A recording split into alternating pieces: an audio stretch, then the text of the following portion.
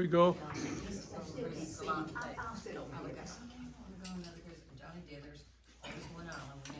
Try not to limp. Good morning, everybody. Good morning. Good to see you all. I just adjust this a touch. It's my Howard Hughes mentality here. I'll leave it now. Good to see you all this morning. They fixed the panels. Sharon, you know what? I absolutely. Wonderful. It's a miracle. It's a miracle. One of y'all did it. For anybody that's wondering what's going on there, well, we had a big old dirty mark up there. Maybe you noticed it, and somebody said it last week. You said, "Oh, look at that over your head there now," and it's gone. So praise the Lord. Thank you, Jesus, guys.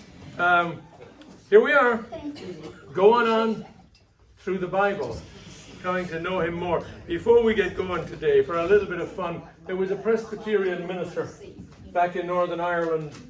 And you know, the Northern Irish are a very strong, determined kind of people. You know that Liam Leeson thing where he says, "I'll find you, I'll get you, wherever you are." You know, you can almost hear. I'm doing it too much now. He's got very sophisticated. He's got a real nice accent now. It's kind of a blend, you know. But the way he'd normally talk would be, "Let me tell you something. Wherever you are, I'll find you. And I'll get you. I'll come looking for you, and I will find you. And when I do, you know, so." Anyway, Northern Ireland, great people. I love them. I mean, absolutely, we war and fought a lot over the years, but some of my dearest friends are in the north of Ireland. The minister was talking on the subject of temperance. Nothing to do with alcohol, let me tell you that. I certainly would have nothing to do with it. It's the devil's brew. I certainly would have nothing to do with it, the minister said. And in fact, he said, if I had my way, let me tell you something, if I had my way, all the liquor in this town would be poured into the river. Every drop in every pub. And in every house. And maybe in your house. And all the people are, oh my God. Oh my gosh, my gosh, my gosh. But he must have forgotten his remark. For when he finished his address, he announced, our closing hymn is number 570. Shall we gather at the river? And the other one, the ladies will probably be mad at me, but believe me, there's a joke in our Bible study today, and I think I'll be okay after that. But bear with me on this one. The farmer was proudly. This is a guy called Joe. He was a Presbyterian minister. He wrote all these, and they're so good. There was a farmer that was proudly showing the visitor around his farm, and he said to him, "Well, look here." He said, "Do you see those hen houses? I have facilities here to have 10,000 hens at one time." And his wife was standing to the side, and his wife said, "And if it wasn't for my money, it wouldn't be there at all." I have 2 silos over here. You know, most farmers have only 1 silo. I've got 2 of them. Look at that. 2 silos. Marvelous, isn't it? Most farmers only have 1. And if it wasn't for my money, you'd have none at all. So they were walking around anyway, and he said, "I'm proud of my tractor. You know, it's top of the range. It's the Rolls Royce of tractors. It's the very best. I doubt if there's another one in the whole town, whole area, anywhere around about, you know." And she said, "And if it wasn't for my money, it wouldn't be there at all." "Ah, woman," he said, "would you ever shop? If it wasn't for your money, you wouldn't be here at all." Sorry, ladies. I promise you, I'll win you back before the study, before our study time is over. You know, somebody asked me, and Jim, maybe you'll know. I don't know. It doesn't make any difference for future reference anyway. Not necessarily for now. But Lydia did ask me during the week. She's following along. And by the way, welcome to everybody following along with us on the internet as well. Great that we're all here gathered around the Word. Now, Lydia did say to me, you know, John Henry, you showed up, you were in your teaching last week, you did something and you showed a little thing you had made out there of Terah, Abraham, Nahor, and Thar, and the family line, you know, how Nachor, Rachel's brother, Rachel, Rebecca, Sarah. Sometimes it's not easy, bear with me, okay? So Laban, who of course was Rebecca's brother, you know, and Isaac got his wife from there, of course, and now we have Jacob going up there to find a wife. And so how they all fit together, and I made out a chart. And so she said to me, could I get a copy of that? So I don't have anything like I used to in the old days, you know, I don't have photocopying machines and all kinds of things. Jim, thank you. If that could be photocopied, and I'll leave it here. And anybody who wants one then can take one if they want it. Then while I was at it, since we're coming today to the story of Abraham, Isaac, Jacob, and Judah, there isn't a possibility in this world we're living in today to photocopy in color, is there, Jim? Yeah. Wow. Look at this. It says, tonight's study, Genesis chapter 38, Wednesday, June 3rd, 1992. Most of you didn't even believe I was born back then, right? But that's, and there is the one actually for today. I'll hold on to that for just now, Jim, because this is the one for today. The 12 children that were born, to Jacob. Little different from the 12 tribes of Israel. 12 sons born. Well, we'll talk about that when we get to it today. But for today, would you open up in your Bibles to Genesis chapter 29. Genesis 29, as we continue on through the Bible today. Genesis 29. Now again, I'm not going to go recapping and going back over everything, or try to get everything up to date here. But you remember, of course, that Jacob was a deceiver, a manipulator. In actual fact, in last week's study, we saw everybody failed. I mean, Isaac failed because he didn't trust the Lord, that the elder would serve the younger. He wanted to have his man in place, Esau. Then Rebekah, of course, she knew that Isaac favored Esau. So she's playing around too. She's going to figure something out. Remember, we dealt with all that to try and get to get Jacob put in place. Although God had already promised it was coming to Jacob, but she starts manipulating to make sure that will happen. And then Jacob, of course, yes, mommy dearest, he lines up with the whole thing as well, and winds up deceptive and lies all over the place. Yeah. And of course, Esau is already well on the way, headed south at the speed of knots, and we know that. But in the sense where we saw everybody failing, it was great encouragement in a way, because it's so easy, isn't it, to try to make things happen. Actually, today's morning and evening, Charles Haddon Spurgeon, I was going to bring it, but for time's sake, and it takes a while to read it, it's quite a bit, and then we'd probably want to comment on it. But Spurgeon talks about anxiety, and being anxious about things. Now, I think by my very nature, knowing me for some time right now, you'd probably notice that somebody would not at all be prone to any anxiety. If you're around me long enough at all, you go, whoa! So that's my wife. Calm, as my old dad used to say, calm as a cucumber. But not John Henry, I'll be honest. I'm not pastoring the church, so I'm not trying to live up to anybody's expectations, okay? I'm well capable of getting anxious about stuff, my goodness. And this week past I did.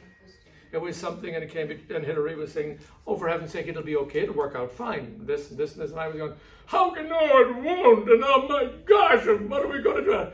I'm glad you weren't there. I'm glad it wasn't being videoed, okay? And she was perfectly calm about the whole thing. Spurgeon was great this morning, man. He was just talking about, you're not trusting God. It's actually an insult to God because he's told you he'll take care of it. So whatever comes up, just give it to him. Well, last week we saw some of the major characters in the Bible. They all failed. And they had heard from God. Actually spoke to them audibly. We could say, well, he hasn't spoken to me audibly, but you know what? He's spoken to us through his word, and we've seen it through the years, how, his promises, he fulfills his promises, and yet we fail. So there was encouragement in that. However, one thing I'd like to say just before we get going today, before we rest in our laurels there, the problem is that there are consequences,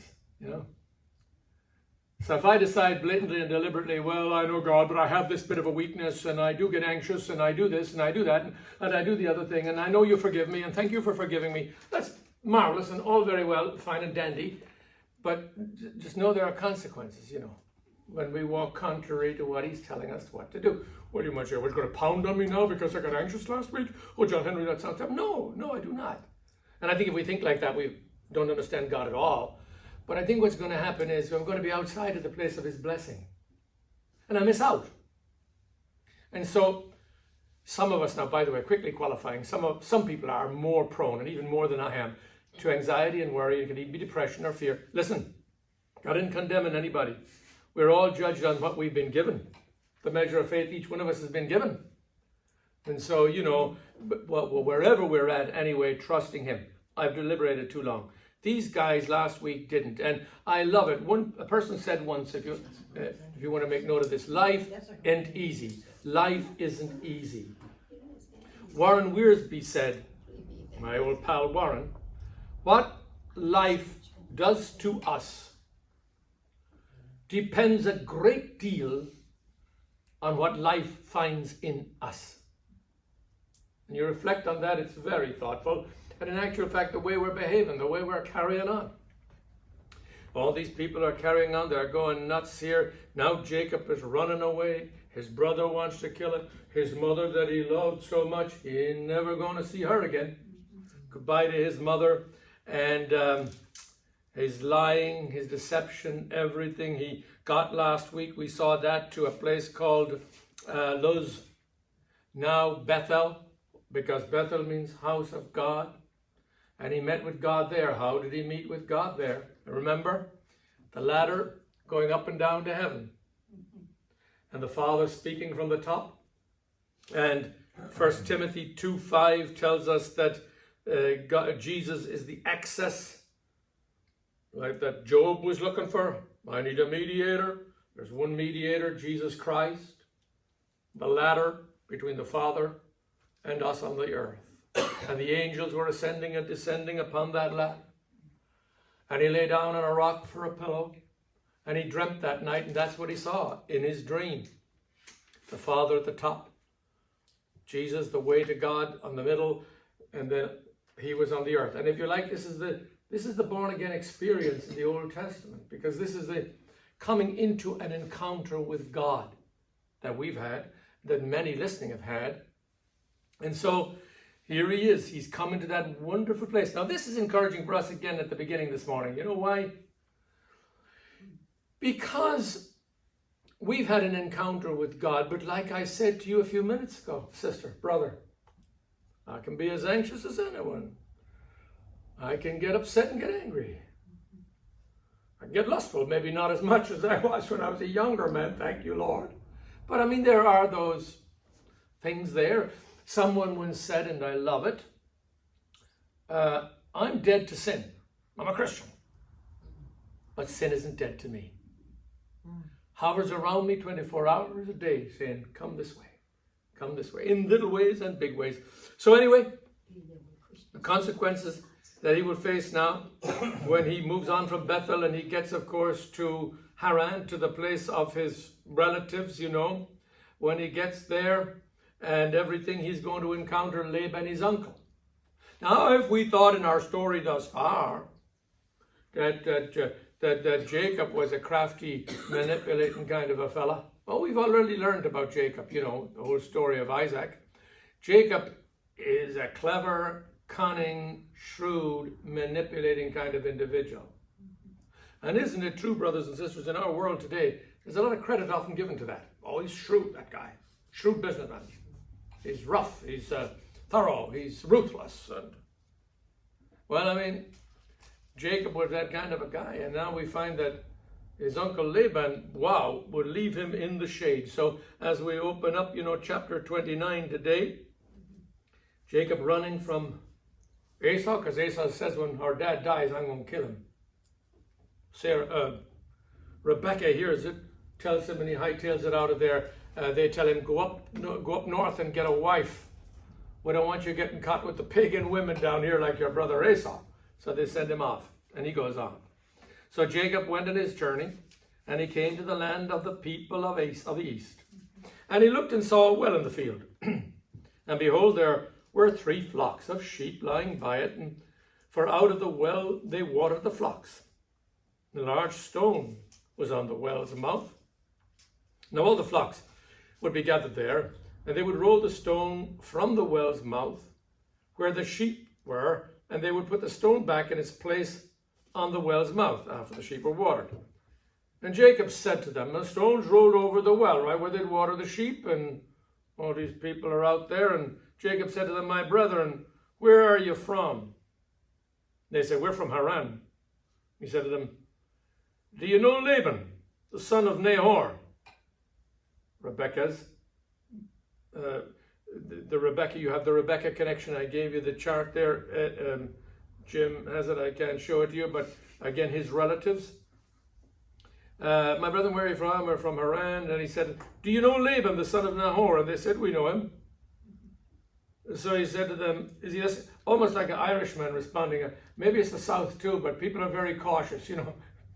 There's a guy in a pub one night in Ireland, long before I was a Christian. There was a guy in a pub in Ireland one time. One fella came up beside him, and he was a stranger, and he said to him, hey, Irish people are very tight-lipped. They only talk when they want to. So he looks at him and says, where are you from? I still remember this. The guy looked at him and said, I don't know, it was dark when I left. You know, it's a kind of like a push off, like let you keep asking questions. I'm not going to be telling you right up, you know. I just like this. Do you know him, do you know Laban, the son of Nahor? And they said, we know him.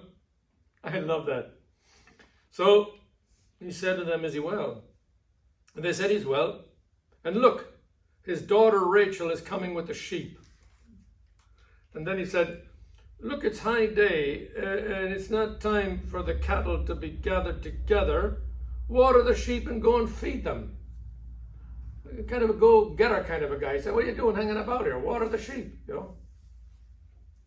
But they said, we cannot. Until after all the flocks are gathered together and they have rolled the stone from the well's mouth, and then we can water the sheep. Notice they have rolled the stone. That's plural. You want to mark that? That's interesting. So go and take more than one person to roll this stone. They have rolled the stone away.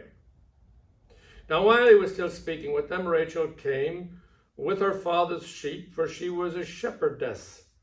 And it came to pass when Jacob saw Rachel, the daughter of Laban, his mother's brother, and all this you'll have in the chart when we get it, and the sheep of Laban, his mother's brother, that Jacob went near and rolled the stone from the well's mouth. Singular, one person. Jacob rolled the stone away. And he watered the flock of Laban, his mother's brother. And then Jacob kissed Rachel, and he lifted up his voice and wept. And Jacob told Rachel that he was her father's relative and that he was Rebekah's son. So she ran and told her father. Then it came to pass, when Laban heard the report about Jacob his sister's son, that he ran to meet him and embraced him and kissed him and brought him to his house. So he told Laban all these things. So Rebekah now, Laban's sister. And so he kisses her. Wow. She comes out. There's a big rock in front of the well. He sees them all. He says, do you know these people? Yeah, sure we do. Here's his daughter coming.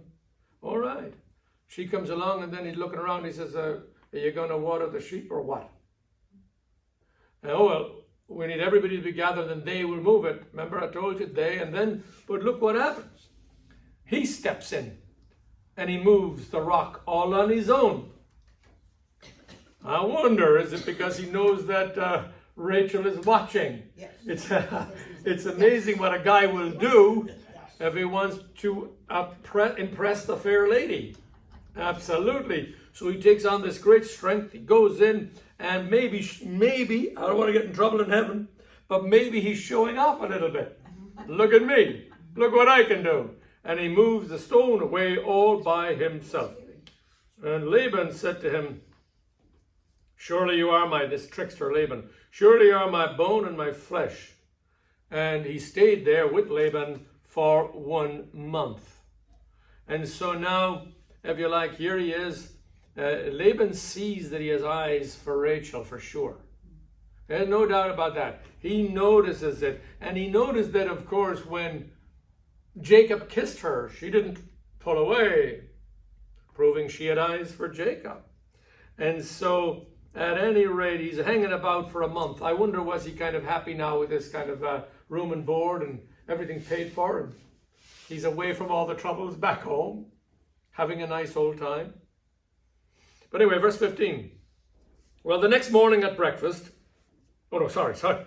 Doesn't say that, does it? No, it doesn't say that. I'm sorry. It says, then Laban said to Jacob, because you are my relative, you should therefore serve me for nothing. Or should you be serving me for nothing? Tell me what your wages would be. And the reason I jokingly said the next morning, it sounds like something that would be said next morning at breakfast.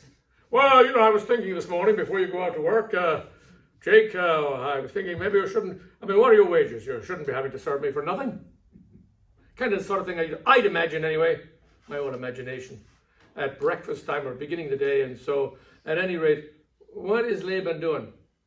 Well, maybe he was working. I said a minute ago he was room and board for free. Maybe he was working and he wants to pay him something.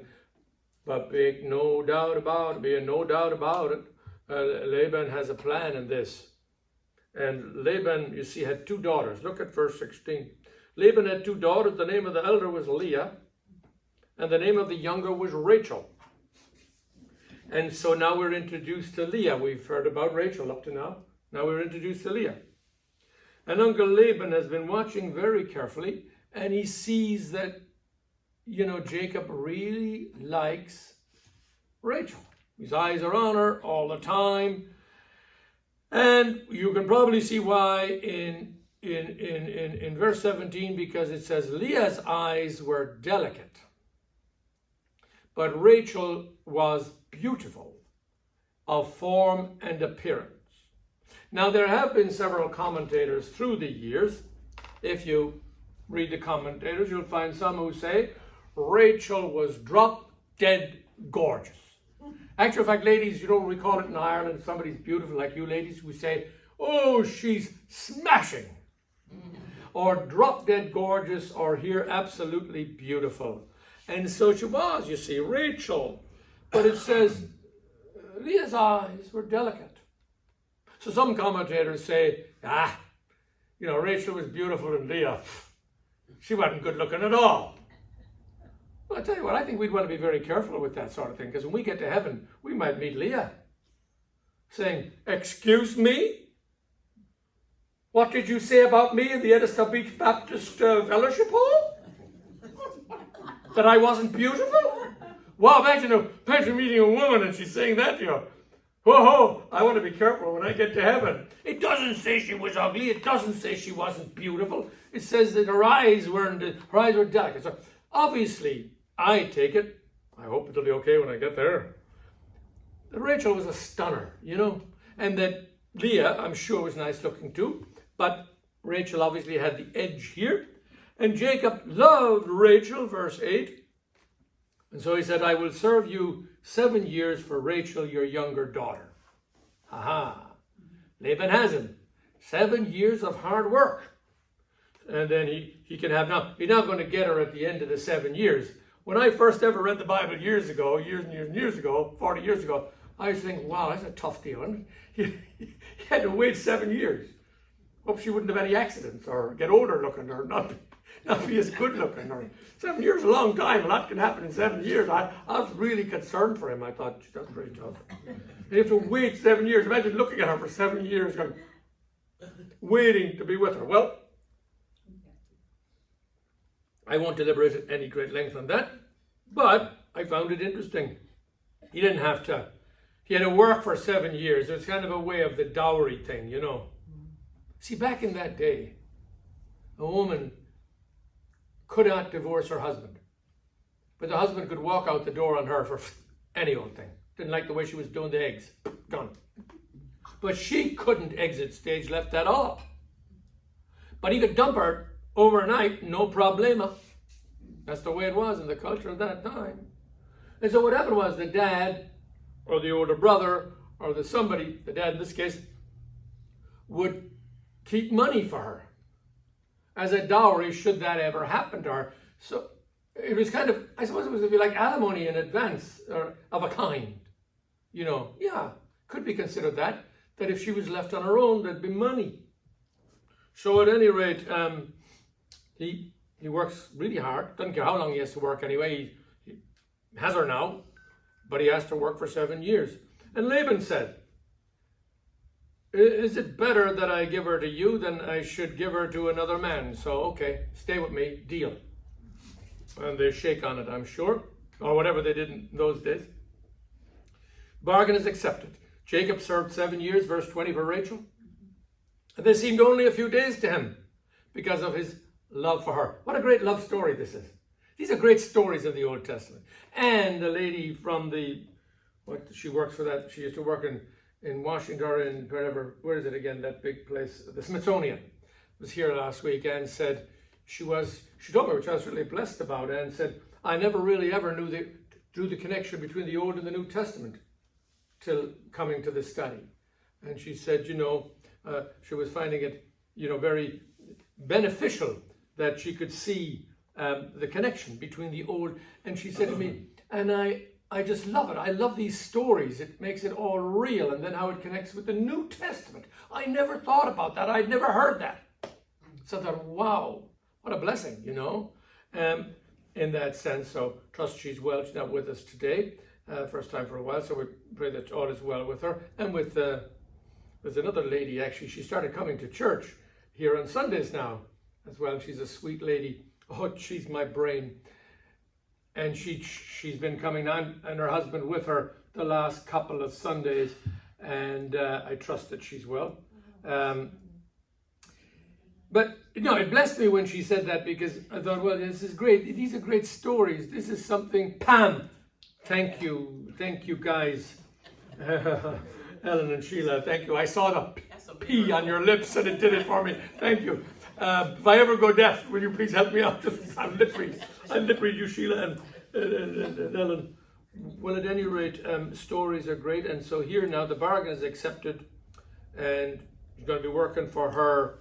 And he works really hard, by the way. We see that later. Jacob said to Laban, verse 21, give me my wife, for my days are fulfilled, that I may go in to her. So he fulfilled his week, and then she'd be his. He'd have to work for 7 years. And Laban gathered together all the men of the place, and he made a feast. Now it came to pass in the evening that he took Leah, his daughter, and he brought her to Jacob. And he went in to her, Jacob did. And Laban gave his maid Zilpah, his daughter Leah, as a maid. His daughter Leah as a maid. So it came to pass in the morning that, behold, it was Leah. Now remember, he was supposed to be getting Rachel. And he said to Laban in the morning, what is it you have done to me? Was it not for Rachel that I served you? Why then have you deceived me? And Laban said, it must not be done in our country to give the younger before the firstborn. Fulfill her week, and then we will give you this one also, Rachel, for the service with which you will serve me still another 7 years. So you see, he's got him trapped. And again, he's not going to wait another 7 years now to get Rachel. Fulfill the week, and he can have Rachel. He'll have two of them. But then he's going to have to serve for 7 more years. That's 14 years. Now, bear in mind, brothers and sisters, that the marriage ceremony in those days, and by the way, I have keep me in prayer on Wednesday next. I have the renewal of vows for a couple. Cindy set it up when she was here in the office. A couple from Kentucky that called in, and I'm doing the renewal of their vows after 16 years on Edisto Beach next Wednesday. In fact, I plan to say to them at the very beginning, guys, here you are renewing your vows after 16 years. This is probably, I will say to them, this is probably more significant than when you did it the first time. What? Well, think about it. When you did it the first time, you didn't know what you were getting into. Now, after 16 years, You know exactly what's going on, and you want to renew the vows. It's very special, really, you know. Anyway, back in the day, and I told you, did I tell you that story? That one of the last renewal of vows I did in Newport Beach. They lived in Dana Point. I went down there to do it. And guess what? She was in The Wizard of Oz with Judy Garland. And she was also one of Our Gang girls. And she was also in the movie It's a Beautiful Life or A Wonderful Life with Jimmy Stewart. A sweet, sweet lady. Delightful. And her husband, I've known them for many years. And we renewed their vows in Dana Point, and boy, was it special. Lovely, lovely couple. Marriage ceremony here, heavily veiled in those days, so they'd be heavily veiled. So when Leah was being trotted out instead of Rachel, well, you could see he wouldn't recognize her as she was heading on out, and poor old Jacob, he's tricked. The next morning, there's an expression I'm hearing all over the place nowadays. I don't know where it comes from, but there was a guy cooking a chicken on the internet, and I was looking at him roasting chicken, and he took the chicken out of the oven, and he said, John Henry, what has that got to do with the study? Well, let me tell you. He took the chicken out of the oven, and he said, now, folks, the big reveal. The big reveal. I never heard that before. Interesting, isn't it? The big reveal. So anyway, that's a new one to me. Maybe it is to you. I don't know if it's to me. Anyway, the big reveal. Boy, it was a big reveal, wasn't it? He woke up the next morning, and it's Leah. Now, you know what? Some say, well, I say, how on earth did he go to bed and have relations with Leah that night, and thinking it was Rachel? I mean, come on. Yeah, exactly, girls. Exactly, ladies. Hey, for heaven's sakes, wouldn't you think you'd know that you'd be just... I mean, I struggled with this for the longest time, you know, because, you know, honestly, the big question I have for Jacob when I get to heaven, when I meet Jacob in heaven, I'm going to say, listen, Jacob, how much wine did you have to drink that night? I mean, you drank the vineyard, did you? What were you doing? I mean, you'd want to be plastered, blither, or blind drunk, I think. I don't know. Until I came to peace on the matter this time round. Because like another story we'll come to before journey's end today. Whenever you encounter stuff like this, and honestly, this is head-scratching stuff. If you're a man or a woman and you have real blood in your veins, to think, how on earth? God caused it to happen. See, part of his plan. How is it possible that if you spat on the ground and you made a muddy puddle and you stuck it in somebody's eye, rubbed it on their eye, that they'd be healed of their blindness? Jesus did that. What's that about? Should we try that nowadays? Start rubbing mud in people's eyes? I think they'd be worse off personally. God caused this to happen. You know, oh, the Dead Sea, you know, and they were all drowned. And how could they be drowned? That's only a little water goes by there. We're drowned, you know. God, and you know, God is in charge of all of these. Nothing is impossible to God. Anyway, I'm deliberating too long, but I think I came to an understanding of it, that God allowed this. But you know what I think is more important, rather than deliberating on that? I'm wondering, was Jacob thinking of his own deception at this time? What's happened to him here? He's got a switcheroo. I didn't get Rachel. He got Leah. Switcheroo, played by Uncle Laban. I wonder, when he got to thinking about it, did he remember his own switcheroo? It was exactly what he did to his father Isaac. Switcherooed. And when I thought about this, I thought, you know, guys, we have to be careful. Because when we talk about the consequences, if we do something, you know, and it's damaging to someone else or hurts them, watch out. It can come right back on your own head. I saw this in a very large church when I was pastoring, and the thousands of people that we dealt with in Costa Mesa. You know, that wherever something was done, I remember, I'm guilty of it myself, perhaps on some level as well, where you're with a few guys and some guy, maybe a younger, a new pastor or something, comes on board, and the man's man kind of thing, the kind of hardy hara, the good old boys club, and you're there with a few guys, and this guy, you make him look like an idiot or something, and it's funny, he's just new on staff, and you do something, and then laugh heartily at his something bad happening to him. Watch out. I've actually seen it. It can come right back on your own head. And very often, again, laughing at somebody going down, we're really just laughing or thankful that it's not happening to us. But be careful if you're doing that. I remember I told you I was engaged to be married in Germany many years ago, and I met semi-engaged anyway, a relationship over there, and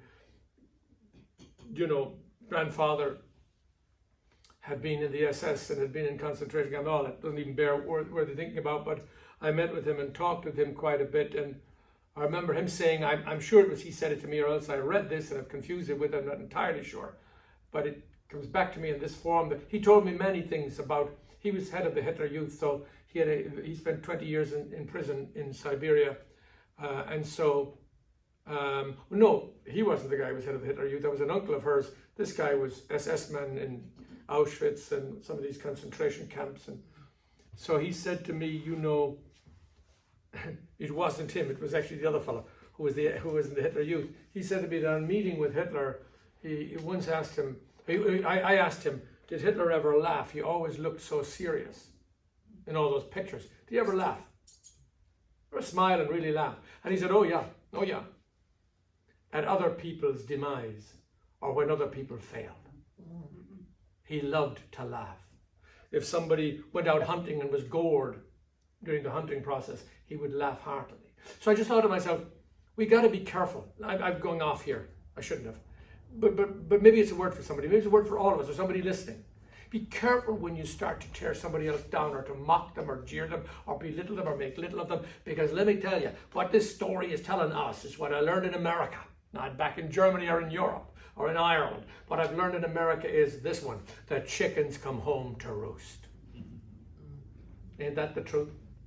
Be careful. Mucho cuidado. It can come right back on your head. Oh, thank you, Jim, so much. And we'll pass them out later. It'll be great. I appreciate that. That's wonderful. Jim made photocopy. He said it's good. It's on American paper. From Irish paper. Guys, listen. Let's be careful.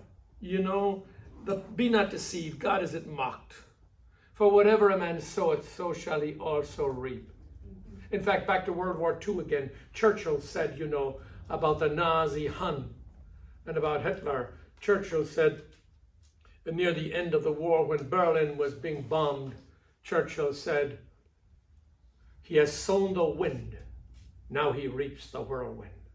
As the B-52s, all those big bombers came in and leveled Berlin and many other cities because of what. So the chickens come home to roost, guys. I've deliberated over it a little bit, but again, I think it's important in a sense that we get that here today and that we understand that whatever we do, there are consequences, and we don't want to be, I covered all of that, I did, yes. Verse 28. Then Jacob did so and fulfilled her week. So he gave him his daughter Rachel as a wife also. Now he's getting Rachel, going to work another 7 years though, but at least he gets her after the week. And Laban gave his maid Bilhah to his daughter Rachel as a maid. And then Jacob also went in to Rachel, and he also loved Rachel more than Leah, and he served with Laban another 7 years. And when the Lord saw that Leah was unloved, he opened her womb, but Rachel was barren. Now, brothers and sisters, we're coming to the children born to, Jim, I get that piece of paper because I do need it now. If I can get off here, I got it, Jim. Okay, thank you. Now, we have here now the children that were born to Jacob and Leah and Rachel, and Bilhah, and Zilpah and Rachel. Leah and Rachel and their maids, the ones who were serving them. So we're going to see all that now in a moment. If it's confusing you, bear with me. But why I stopped before getting into it all and naming all the names and going down the road, the reason I stopped there is because you have to know, first of all, I'm going to give you the cover of the jigsaw box. I always like that myself whenever I'm listening to somebody teaching. Then I can see how it fits together.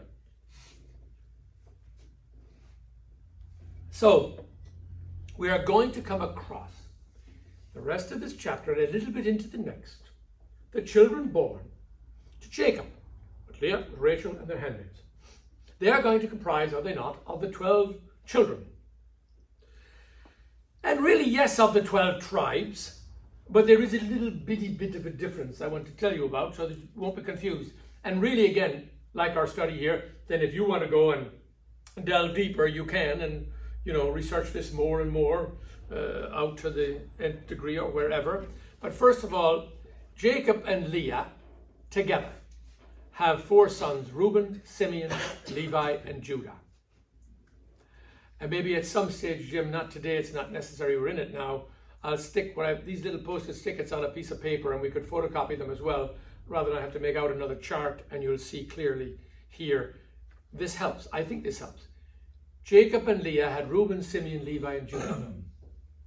Leah, of course, was the one less favored. Jacob and Rachel's maid, Rachel is looking on and she wants children, so she can't have them. No, she's barren, so at this time anyway. So Dan and Naphtali are born to her maid, Bilhah. Then Jacob and Leah's maid get together again and have Gad and Asher. And then Jacob and Leah have Issachar, Zebulun, and a girl called Dinah. And then Jacob and Rachel have Joseph and Benjamin. Now again, we'll give you that. You can get it in probably most Bibles today, but I will print it out for you, and I have one here too, and we can actually print it out, and then you'll have a copy of this. Why are you doing this? We're going to come to these in just a minute, John Henry. Only because I want to tell you, when you read through the 12 tribes of Israel, you would think it's going to be identical to the 12 sons born, correct? Not so. There is a connection though.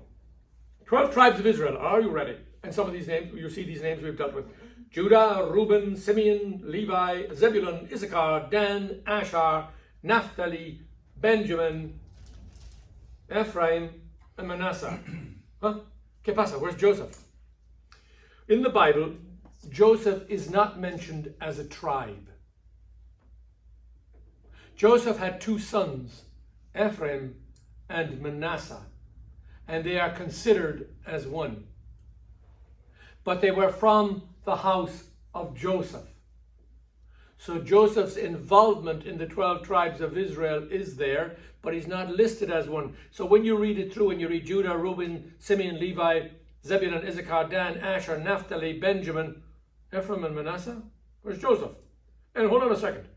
You just named 13. So now you know it. Joseph is not mentioned as a tribe, but he was the father of 2 that are, Ephraim and Manasseh. And again, I will have these little charts, and this is something, again, I'm only just bouncing off, because that's not our study. Our study is in an application way for our own lives, also teaching us the Word of God, absolutely. But where there might be areas where you might have a particular interest, someone else might not have, and be going, oh my gosh, and we spend 3 weeks dealing with it. So we're not doing that. But again, here we go. The children of Jacob. Leah conceived and bore a son, and she called his name Reuben. And she said, the Lord has surely looked on my affliction. Now therefore my husband will love me. Remember Leah? What was Leah? The one with the eyes that weren't as pretty as Rachel. Let's leave it at that. And she wasn't pretty. And she feels like the underdog. And God cares about the underdog, you know. I think in many ways, really, people get away with stuff for a long time, but though the underdog that can breed a humility, you sometimes know, not of course, but but very often it can. And so God looks out for the one who, and in this case, God is looking out for Leah because she calls her first son Reuben, which means, look, a son. No, I mightn't be as beautiful as you. I have a son for Jacob. Makes her feel good. Verse 33, then she conceived again and she bore a son.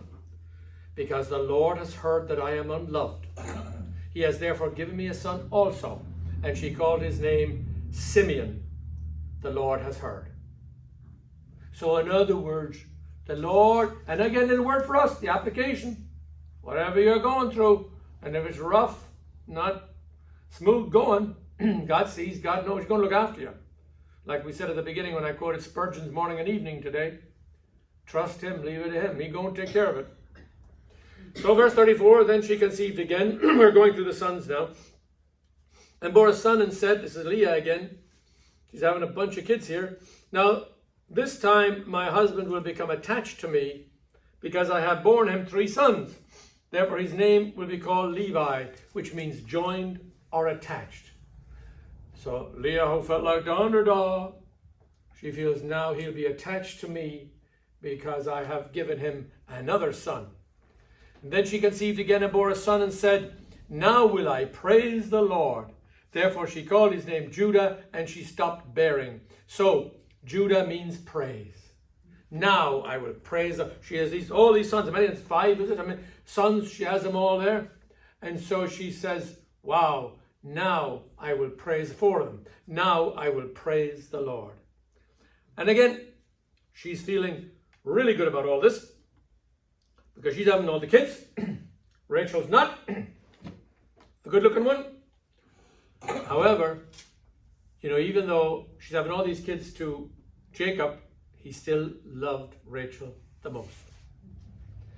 Chapter 30, when Rachel saw that she bore no children, and we're just doing this chapter as well, and it's not very long. When Rachel saw that she bore Jacob no children, Rachel envied her sister and said to Jacob, give me children or else I die. And Jacob was angry and aroused against Rachel, and he said, am I in the place of God who has withheld from you the fruit of the womb? So harsh words between the two of them. Rachel is really distraught, obviously, at this time, and she's coming after Jacob here, Like, I haven't got any children and everything. And so she said, here is my maid Bilhah. She had a maid, servant maid. Go into her, and she will bear a child on my knees. That means King James or New King James, child on my knees in my place. That I also may have children by her. And then she gave him Bilhah, her maid, as wife. And Jacob went into her, and Bilhah conceived and bore Jacob a son. And then Rachel said, God has judged my case, and he has also heard my voice and given me a son. Therefore he shall be called Dan. So Rachel here now, of course, it's her maidservant, but she says, Dan means judge, and that God has judged here now, and I've got a son, albeit through my maidservant. Dan, by the way, for anyone taking notes, is judge, and Daniel means God is judge. Verse 7, and Rachel's maid Bilhah conceived again, and bore Jacob a second son. Then Rachel said, with great wrestling I have wrestled with my sister, and indeed I have prevailed. So she called his name Naphtali. So again, another one born to Rachel's maid, Naphtali, wrestler.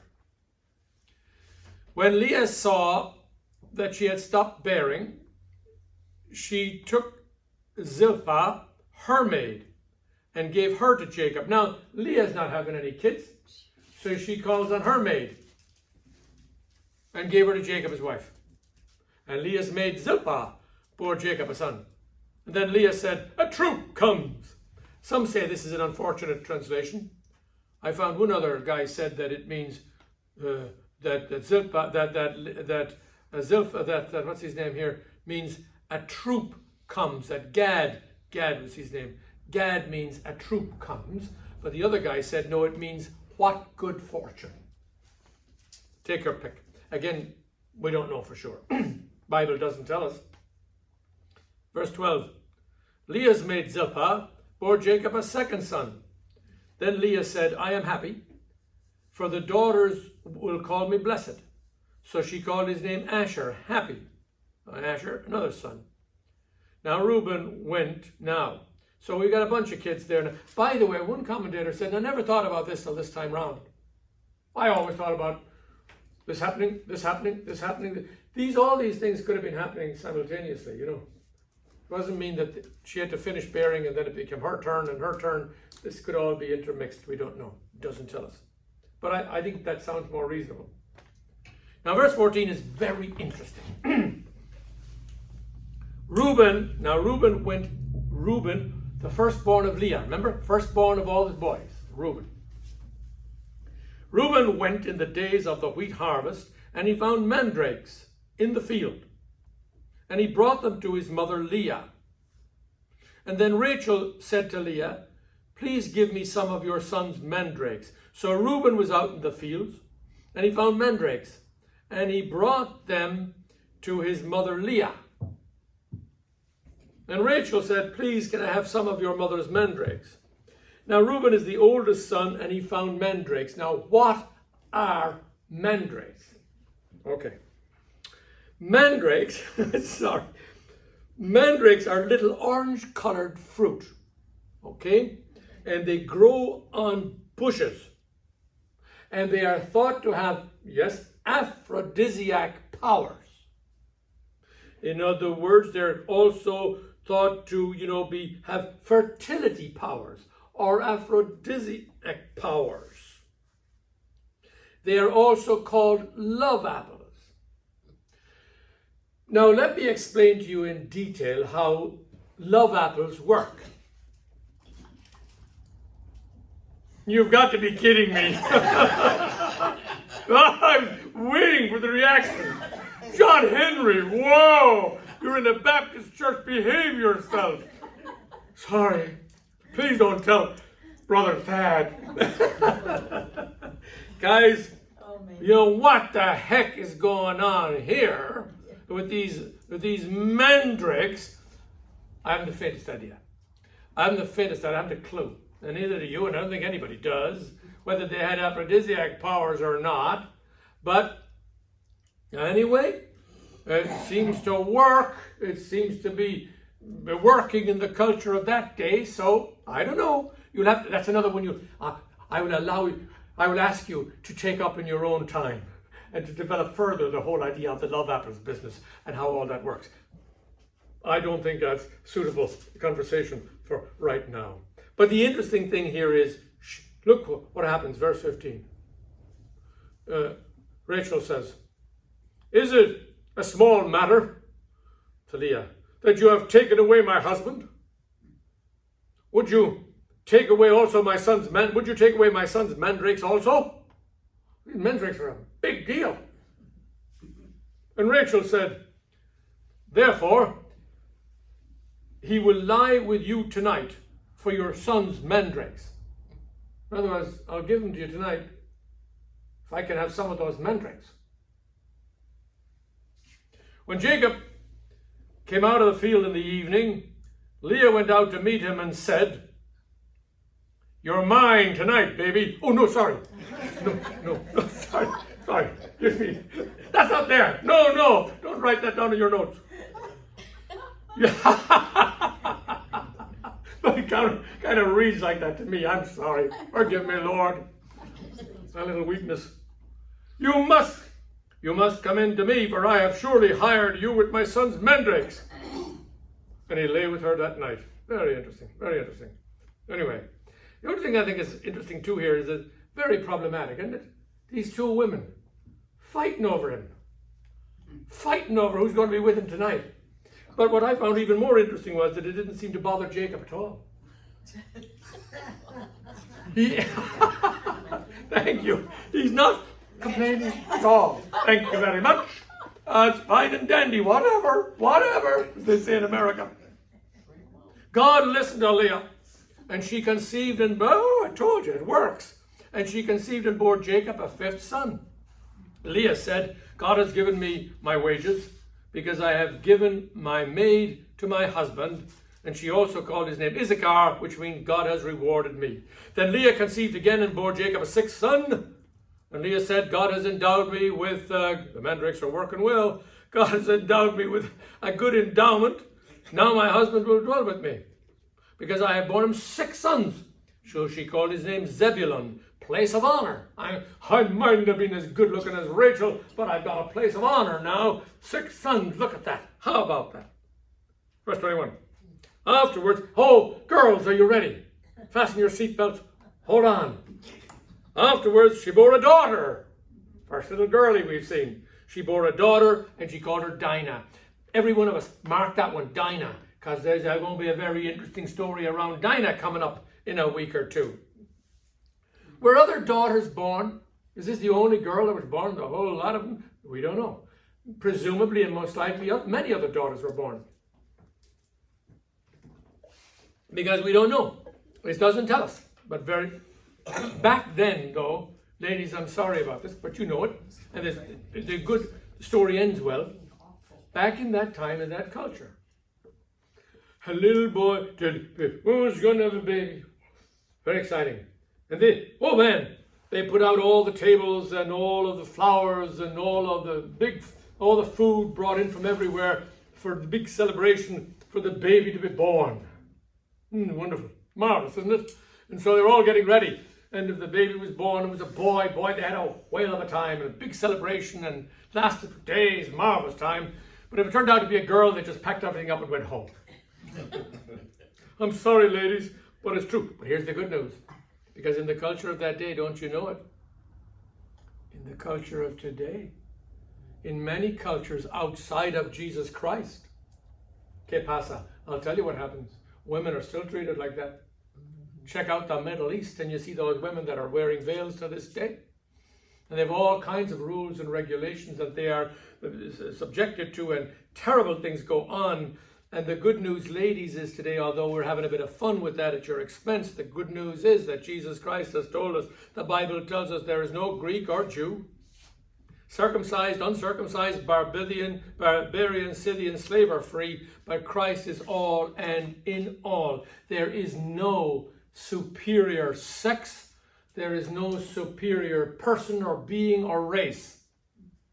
We are all equal in Christ. That's what the Bible teaches. And that poo-poos the story of the fella who went in, back in England, I think it was, he went into the library. And he went up to the little librarian, sitting behind the desk, you know, the little sweet librarian. And he went up to her, big fellow, broad shoulders and everything. And I looked down at her. She was a wee little librarian sitting behind the counter. She looked up at him. And he said, my dear? She said, yes. He's in the library and he's saying, I am looking for the book, Man, the Superior Being. She said, well, I beg your pardon. I'm looking for the book, Man, the Superior Being. And she said, okay, sir.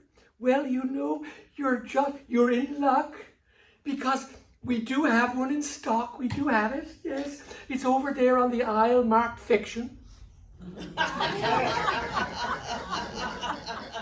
Took a minute, but it dropped. Isn't that good?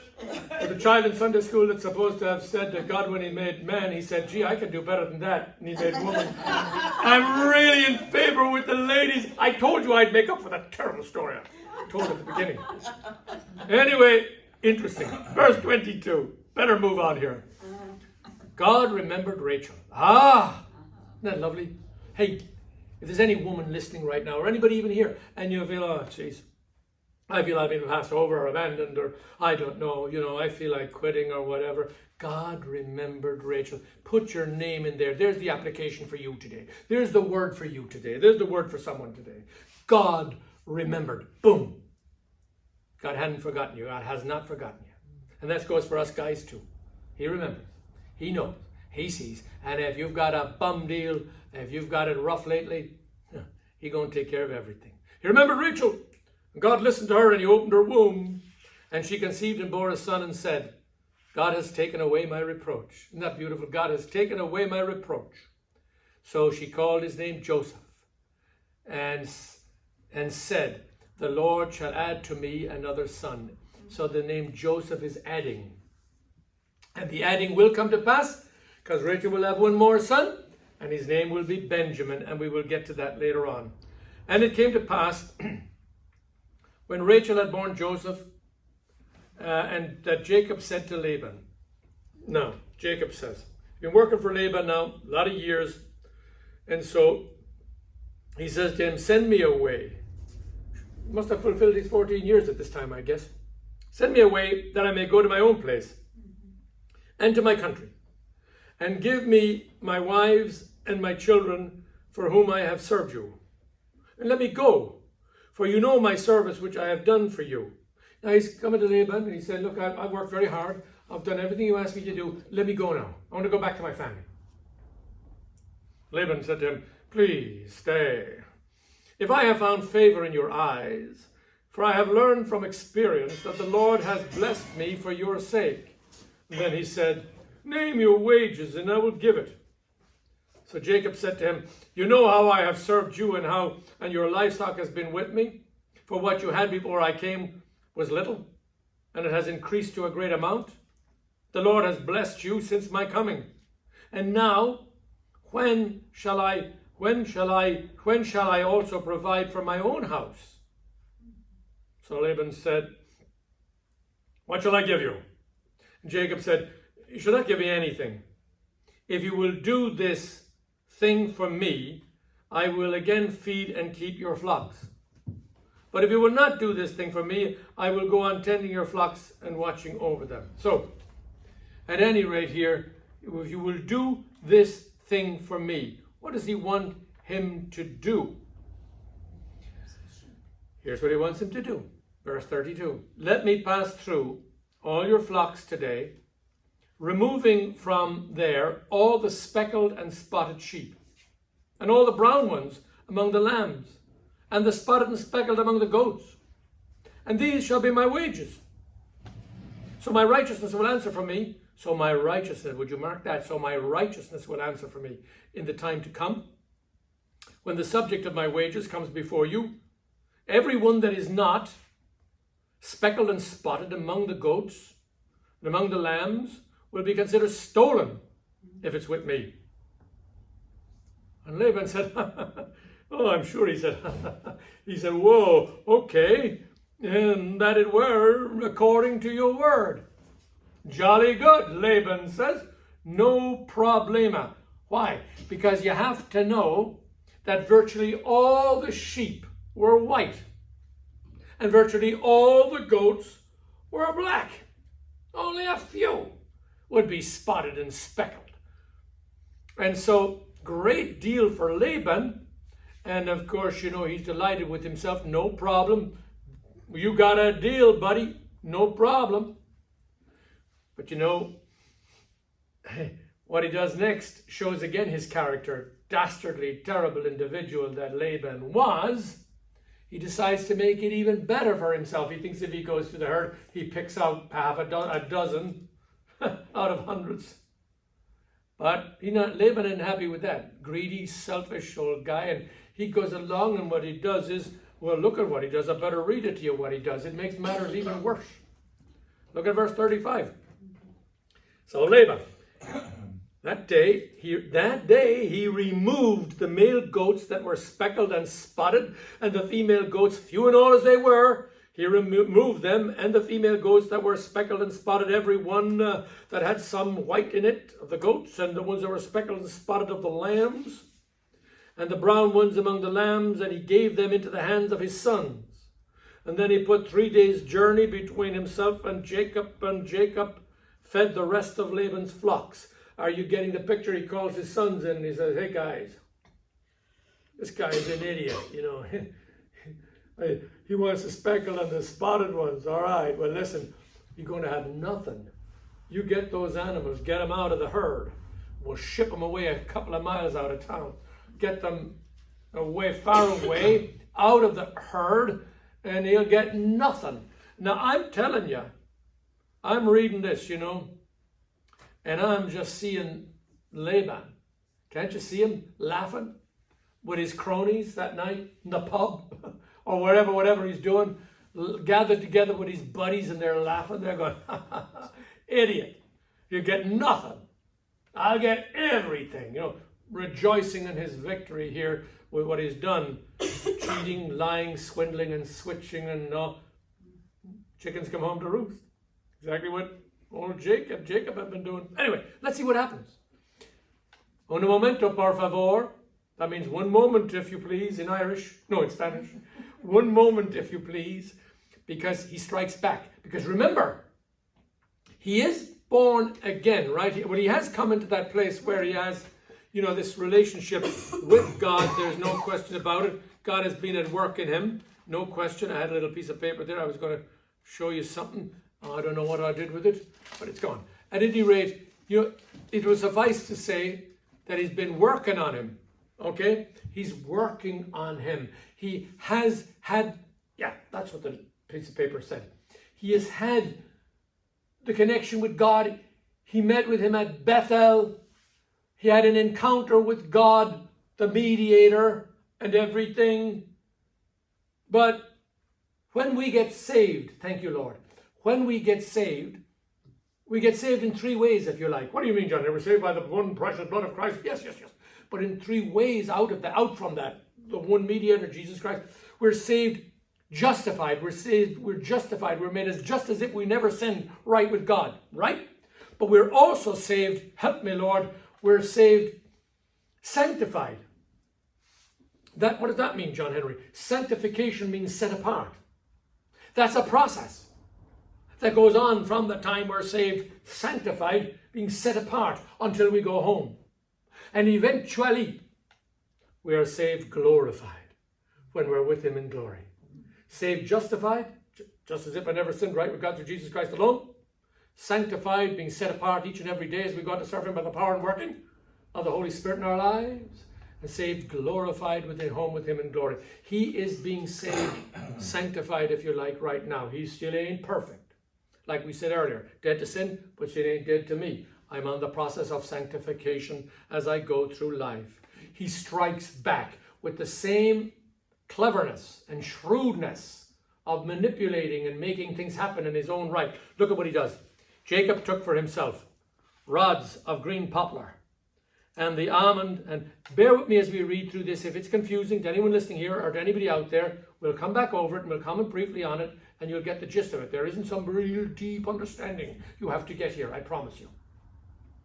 Then Jacob took for himself rods of green poplar and of the almond and chestnut tree, and he peeled white stripes. He peeled white stripes in them, and he exposed the white meat which was in the white which is in the rods, and the rods which he had peeled he set before the flocks in the gutters. So he peels them off and makes stripes in them, and here before the flocks in the gutters, in the watering troughs, and where they came to drink, so that they should conceive when they came to drink. So the flocks conceived before the rods, and the flocks brought forth streaked and speckled and spotted animals. So he makes stripes in these sticks, sticks them in there where they come to mate and where they come to drink, so that this will have an effect on them. It will cause them to give birth to striped, and speckled, and spotted. That'd be very profitable for him, wouldn't it? Because he'd have lots of them to be taken away. That's what happens. Jacob separated the lambs, and he made the flocks face towards the street, and all the brown of the flock of Laban. And then he put his own flocks by themselves, and he did not put them with Laban's flock. And it came to pass, whenever the stronger livestock conceived, that Jacob placed the rods before the eyes of the livestock in the gutters, that they might conceive among the rods. But when the flocks were feeble, he did not put them in. So the feebler were Laban's, and the stronger were Jacob's. And then thus the man became exceedingly prosperous, and had large flocks, females and male servants, and camels and donkeys, and the striped and the spotted ones were all over the place. Doesn't say that, but that's what's going on. So, Uncle Laban, you want to play this game? You betcha. Watch this. So all of these animals, he's fighting back here. He carved out the stripes and things on the sticks, and he put them in front of the animals, and the animals came to drink and mate. And when they did, and they mated before the stripes and the speckled sticks, and when the striped sticks, they bore, they had little offspring. They had animals that were striped and speckled. And wow, that's quite amazing, isn't it? Now, when I was reading through this, I was thinking, wow, isn't this just amazing? And I read a lot of the commentaries and this and that, and nobody had much of an answer to it, really. And you can delve and dig all you like. And I'm very grateful that genetics has always been a subject I've been very interested in, and studied, of course, the science of heredity and dealing with resembling differences resulting in the interaction of genes has always been something that has been an interest of mine and a study of mine through the years. And I'm just kidding. I just wanted to see how that sounded like. I've been a student of this for many. Why I'm telling you that and making a big joke at the beginning of this is I haven't a clue. Not only do I not know, I don't even know very much about genetics. I hardly even know what genetics are about, just about barely. So that's why I'm jesting with you and having a little bit of fun. But why do that? Because I'm going to tell you something, you're all going to be freed up today, and so am I. Because if you're kind of thinking, that's all right, John Henry, that's fine and dandy, thank you very much and everything, but maybe it should be something we should know in greater detail. And therefore, maybe it's something we should be studying or looking at a bit more to understand what this is all about, the genetics and what's going on here. And is some kind of special breeding, or what the heck is going on here? Is it parental influence? Is it some kind of breed? Well, I listened to some of these guys that, by the way, the only reason I knew those words I gave you a couple of minutes ago, it said genetics is the science of heredity, dealing with the resembling differences resulting in the interaction of genes. Well, one guy came on and he looked more intelligent than me, and I'm very sure after listening to him he was, because he pontificated about all this and genes and heredity. I could barely understand what he was talking about, so I said I'm not going to try to. But I was, because most of the other commentators in the Bible, including Adam Clark and others, had kind of dropped this off and just left it, what I'm going to tell you in a moment. But lo and behold, this chap, who was professor, I don't know, wherever, some genius anyway, I was so relieved at the end, because he said, and I mentioned this briefly earlier with regard to something else, the answer is, he said, you know what, why do we fuss? You want to figure this out? You want to go away from today and get books on breeding and animals and what Jacob might have known because he was taking care of animals for a bunch of years up on a hill? Come on. What he might have known, watching the animals interact, and he'd know how this would work out. And by the way, this geneticist, or whatever this guy was, he said also too, by the way, any attempts that have ever been made to recreate this have not happened. So it's never been possible to recreate it. They will then say, if they're making a case for it, well, that's because it was a different strain back then, and that. Yeah, exactly. Nonsense. Here's where we're freed up. Do you want to write down beside this verse? Genesis chapter 31, verse 8 to 10. Genesis chapter 31, we'll be coming to it next time, verse 8 to 10. And this is very freeing up, because it says here, listen, I'm going to read a bit of it. And as it happened, this is when he's trying to get his daughters to leave with him and get the heck out of there and get back to his home. It happened at that time, verse 10, is that where I want to be? Let me see here. Let's read it. The speckled shall be your wages, and all the flocks. He said to them, this is how I'm doing so well. He says to the daughters, come leave with me, and Rachel and Leah, let's go back to my family and get away from here. Laban is a scoundrel, and he robbed me and ripped me off of my wages, and all the money that should have gone to you as your dowry that he's been putting away and that he got from me, he's used it all up on himself. Come away with me, he's going to say to them next week in chapter 21, and let's get out of here. And then he says, you know what, even the good that happened to me, I've done pretty well here, but not because of him. You know why, girls? Because the speckled, he said, shall be your wages, and all the flocks and speckled. And he said, the streaked shall be your wages, and all the flocks that are streaked.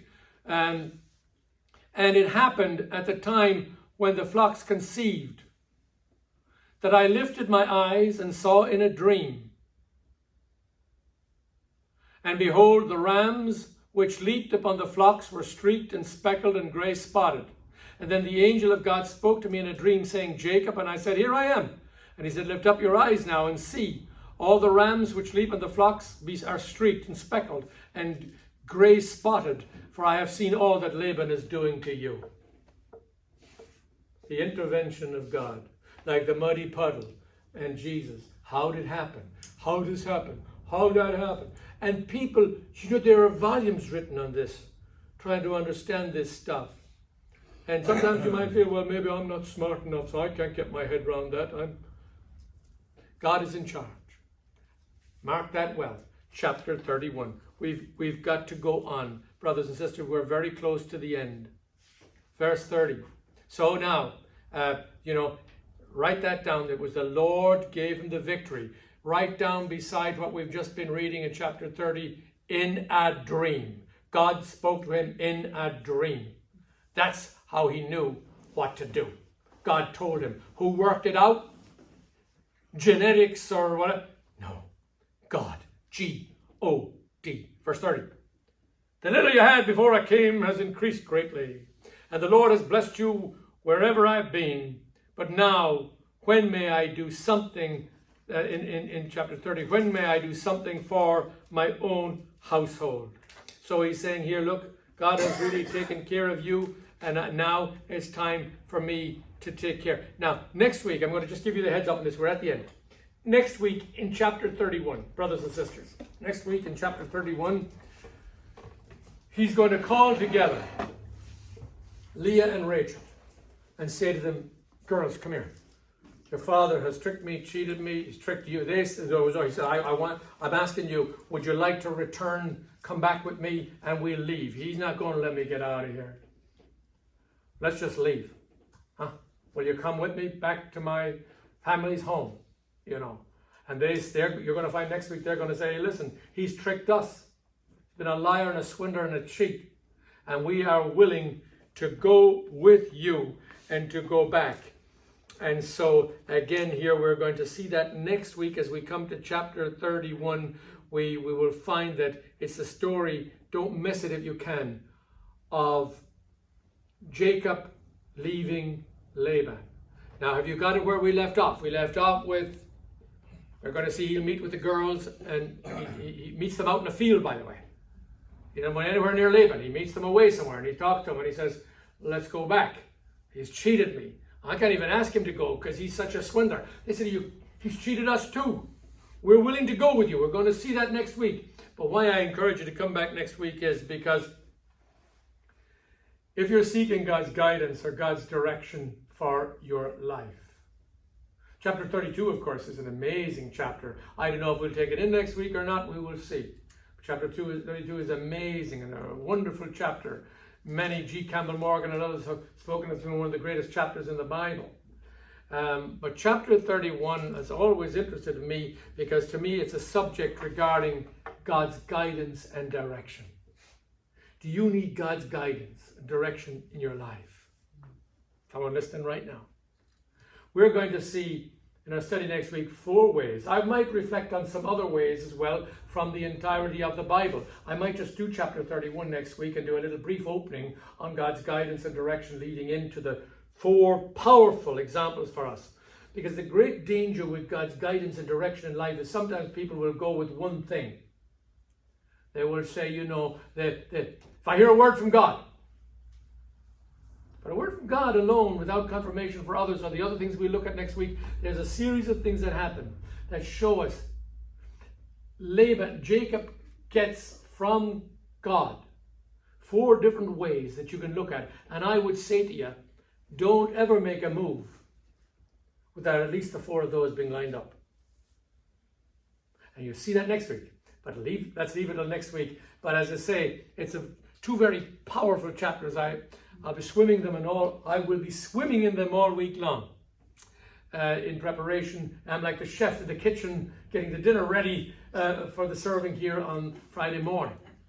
And I'll be really delving in this to see whether they roll into each other or whether we will just look at God's guidance next week and go into 32 the following week. So, same place, same dub channel, same fellowship hall. Come back next time, bring a friend, let's pray. Heavenly Father, Thank you for your word. And, you know, Lord, we've seen the deception, the lies, the cheating. But you know what the great thing is, God, that we've seen? That you still used him. Then one of us here, or one listening right now, that we can't say, oh, I've messed up. I've failed. I'm done. But you can still use us, Lord. And you forgive us because we're forgiven and we're washed white as snow. Though your sins were as scarlet, they shall be as white as snow. And I will remember your sins no more. How grateful we are. We know there are consequences, Lord, so keep us in the future, walking closely with you. And God, we pray that you keep us all now. Those here in the fellowship hall today, and those listening, God, out there in internet land. That, Lord, you would keep us safe and secure. With your arms, everlasting arms around us. Keeping us going on close to you down the journey of this life. Until, Lord, you come back for us. Or take us home. Won't you let it be so, Father? In Jesus' name we pray. And all God's family said, Amen. Amen. Okay, we need our coffee. Oh.